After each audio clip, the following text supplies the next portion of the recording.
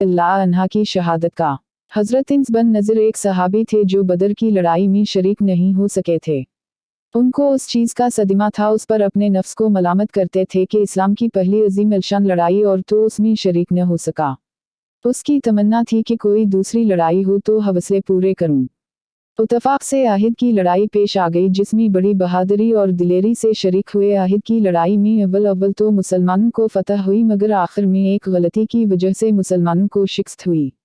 वो गलती ये थी कि हुजूर अकरम सल्लल्लाहु अलैहि वसल्लम ने कुछ आदमियों को एक ख़ास जगह मक़र्र फरमाया था कि तुम लोग इतने मेनू कहूँ उस जगह से न हटना कि वहाँ से दुश्मन के हमला करने का अंदेशा था।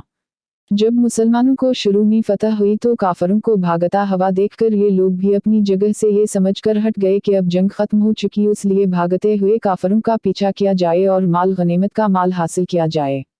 उस जमात के सरदार ने मना भी किया कि हुजूर सल्लल्लाहु अलैहि वसल्लम की मुमानत थी, तुम यहाँ से न हटो। मगर उन लोगों ने ये समझकर हुजूर सल्लल्लाहु अलैहि वसल्लम का इरशाद सिर्फ लड़ाई के वक्त के वास्ते था, वहाँ से हटकर मैदान में पहुँच गए। भागते हुए काफरों ने उस जगह को खाली देखकर उस तरफ से आकर हमला कर दिया। मुसलमान बेफिक्र थे, उस अचानक बेखबरी के हमले से मगलूब हो गए और दोनों तरफ से काफरों के बीच में आ गए, जिसकी वजह से अधर अधर परेशान भाग रहे थे। हज़रत इन्स रज़ी अल्लाह अन्हा ने देखा कि सामने से एक दूसरे सहाबी हज़रत साद बन मुआज़ आ रहे हैं। उनसे कहा कि ऐ साद कहाँ जा रहे हो? खुदा की किस्म जन्नत की खुशबू आहिद के पहाड़ों से आ रही है।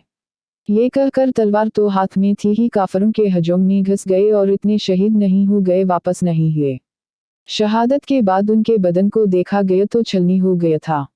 इसी से ज़्यादा जख्म तीर और तलवार के बदन पर थे। उनकी बहन ने अंगुलियों के पूरम से पहचाना।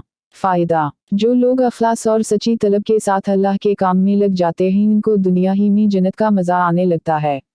ये हज़रत इन्स रज़ी अल्लाह अन्हा ज़िंदगी ही में जन्नत की खुशबू सूंघ रहे थे।